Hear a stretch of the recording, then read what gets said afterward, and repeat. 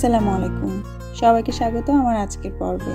আজ আপনাদের জন্য নিয়ে এসেছি ভীষণ সহজ এবং মুখরোচক একটা নাস্তার রেসিপি। তৈরি করে দেখাচ্ছি কিমা আলুর রোল।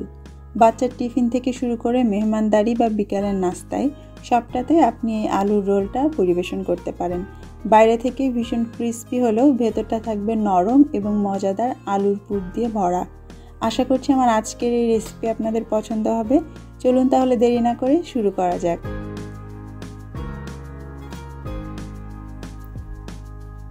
প্রথমে আমরা রোলের জন্য যে বাইরের কভারটা সেটা তৈরি করে নিব। খুব সহজ একটা পদ্ধতি দেখাচ্ছি। তার জন্য চুলায় মিডিয়াম আঁচে আমি 1.5 কাপ পানি নিয়ে নিলাম। সাথে দিচ্ছি আধা চা চামচ লবণ এবং 1 চা চামচ দিয়ে দিচ্ছি চিনি। সেই সঙ্গে 1 টেবিল চামচ দিয়ে দিব বাটার। বাটারের পরিবর্তে আপনি চাইলে তেলও ব্যবহার করতে পারেন, তবে বাটার দিলে সুগন্ধটা ভালো আসবে এটাই। এবারে এই মিডিয়াম আঁচে বাটারটা গলে পানিতে হালকা বলক ওঠা পর্যন্ত অপেক্ষা করব। যখনই বাটারটা গলে হালকা বলক উঠবে পানিতে, চুলার আঁচটা তখন আমি একদম লো করে দিব এবং এই অল্প আঁচে এর মধ্যে আমি 1.5 কাপ মতো ময়দা দিয়ে দিচ্ছি। একবারে না দিয়ে চেলে দিচ্ছি এবং নিচ থেকে নেড়ে মেশাতে থাকছি।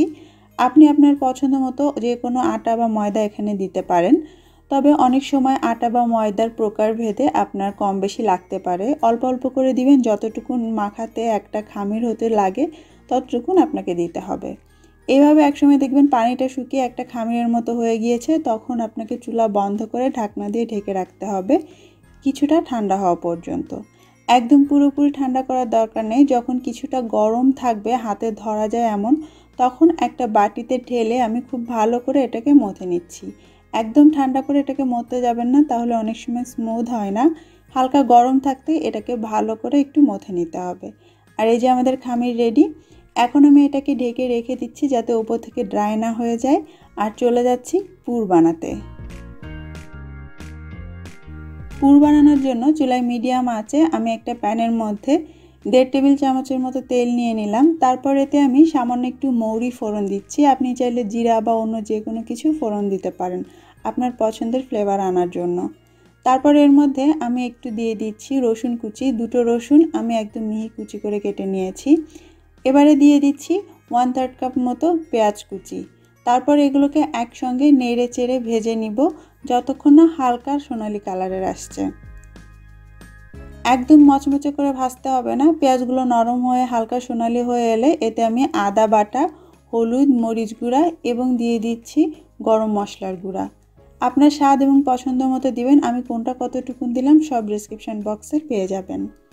সব কিছু একসঙ্গে নেড়ে চেড়ে একটুখানি কষিয়ে নিব এবং মশলাগুলো যাতে না পুড়ে যায় তাই এর মধ্যে সামান্য একটু পানি দিয়ে দিচ্ছি। আপনি চাইলে কিন্তু এর মধ্যে টমেটো কুচিও দিতে পারেন। মশলাটা কষিয়ে নিব এবং যখন তেলটা একটু ছেড়ে আসতে শুরু করবে তখন আমি এর মধ্যে দিয়ে দিচ্ছি মাংসের কিমা। যে কোনো মাংসের কিমা আপনি এখানে ব্যবহার করতে পারেন।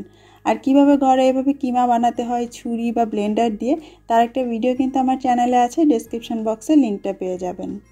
সেই সঙ্গে স্বাদ মতো লবণটাও দিয়ে দিতে হবে এবং একসঙ্গে নেড়ে চেড়ে কষিয়ে নিতে হবে মিনিট 2।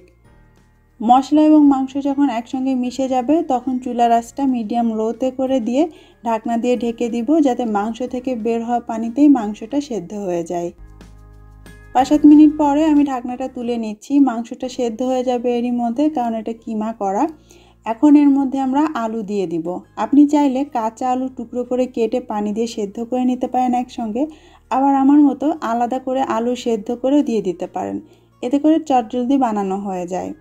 আলুগুলো আমি হাত দিয়ে হালকা করে একটু ভেঙে দিচ্ছি, তাতে আমাদেরকে মেশাতে সুবিধা হবে। আলুগুলো দেওয়া হয়ে গেলে তারপর আমি এর মধ্যে কিছুটা ধনেপাতা দিচ্ছি। আপনি চাইলে কাঁচামরিচ কুচিও দিতে পারেন। যেহেতু বাচ্চারাও যাতে খেতে পারে সেজন্য বানাচ্ছি, তাই আমি আলাদা কোনো কাঁচামরিচ এতে দিচ্ছি না। তারপরে এইভাবে একসঙ্গে থেতো থেতো করে মেখে নিতে হবে যতক্ষণ না এই মিশ্রণটা একটু শুকনো শুকনো হয়ে যাচ্ছে। 3 থেকে 4 মিনিট মিডিয়াম লো আছে এইভাবে নাড়তে নাড়তেই দেখবেন আলুগুলোও বেশ ঘাটা ঘাটা হয়ে যাবে আর সুন্দর একটা পুর তৈরি হয়ে যাবে। তখন চুলাটা বন্ধ করে আমরা এই পুর ঠান্ডা করে নিব। এবারে রোল বানানোর পালা। আর তার জন্য যে খামিরটা আমরা মেখে রেখেছিলাম সেখান থেকে ছোট্ট একটা লেচি কেটে নিচ্ছি। ছোট ছোট করেই নিতে হবে, কারণ আমরা এটাকে বেশ পাতলা করেই বেলে নিব। বলটাকে আমি একদম পাতলা করে বেলে নিব। আমরা রুটি যেমন বানাই তার থেকেও একটু পাতলা, কারণ আমরা এটাকে ভাঁজ করব। তো ভাঁজ করার পর অটোমেটিক এটা বেশ খানিকটা মোটা হয়ে যাবে। এই যে দেখতে পাচ্ছেন আমি কতটা পাতলা করে এটাকে বেলে নিয়েছি। রুটির থেকেও সামান্য একটু পাতলা করে বেলে নিতে হবে। তারপর এই রুটিটার এক পাশে আমরা সেই কিমা আলুর পুরটা দিয়ে দিব। আমি আবারও বলছি, আপনার পছন্দ মতো যে কোনো পুর দিয়ে কিন্তু একইভাবে আপনি এই রোলটা বানাতে পারেন। নানা রকম পুর তৈরির অনেক ভিডিও আমার চ্যানেলে আছে, আপনারা চাইলে দেখে নিতে পারেন।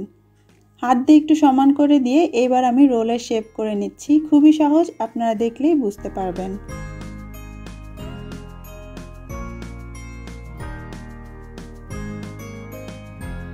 ব্যাস, আমাদের একটা রোল তৈরি হয়ে গিয়েছে। সাইডগুলো হাত দিয়ে এভাবে একটু সমান করে নিতে হবে। কর্নারগুলো পানি দিয়ে আটকানোর কোনো দরকার নেই, এটা এমনিতেই আটকে থাকবে, খুলে আসবে না। সবগুলো রোল আমি এইভাবে একে একে বানিয়ে নিব। তারপর আমরা এটাকে কোটিং করব। আর কোটিংয়ের জন্য একটা বাটিতে আমি ছোট সাইজের দুটো ডিম ভেঙে নিচ্ছি। আপনি চাইলে একটা ডিমের সঙ্গে কিছুটা দুধ মিলিয়ে নিতে পারেন। তারপর আমি এর মধ্যে স্বাদমতো একটু লবণ আর গোলমরিচের গুঁড়ো দিয়ে খুব ভালো করে ফেটে নিব।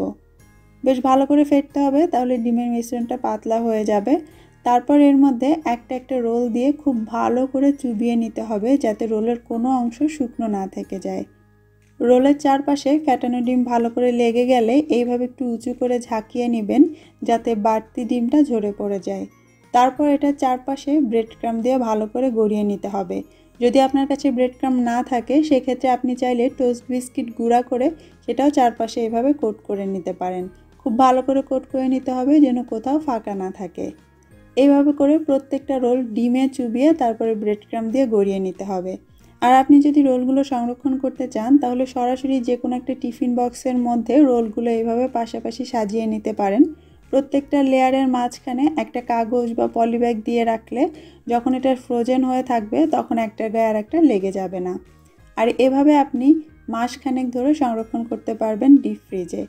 আবার ধরুন যেদিন বানালেন সেদিন ভাজতে চাচ্ছেন না, পরের দিন কোনো অনুষ্ঠানে বা মেহমানের জন্য ভাজতে যাচ্ছেন, তাহলে এটাকে ভালো করে ঢেকে ফ্রিজের নর্মাল চেম্বারে রেখে দিতে পারেন।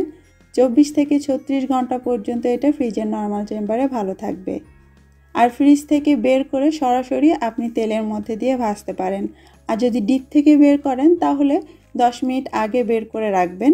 আর ভাজার জন্য তেলটাকে ভালো মতো গরম করে নেবেন মিডিয়াম আঁচে। আর এইভাবে সোনালি করে ভেজে নিতে হবে ডুবো তেলে।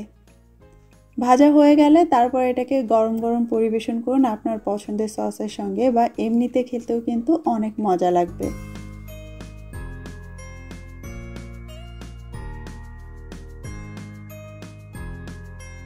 চলুন একটা রোল আমি আপনাদেরকে ভেঙে দেখাই যে এটা বাইরে থেকে কতটা ক্রিস্পি হয়েছে।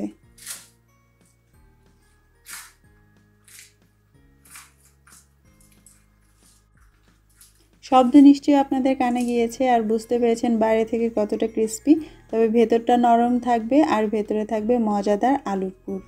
আশা করছি রেসিপি সবার পছন্দ হয়েছে। কমেন্ট করে অবশ্যই জানাবেন। আল্লাহ হাফেজ।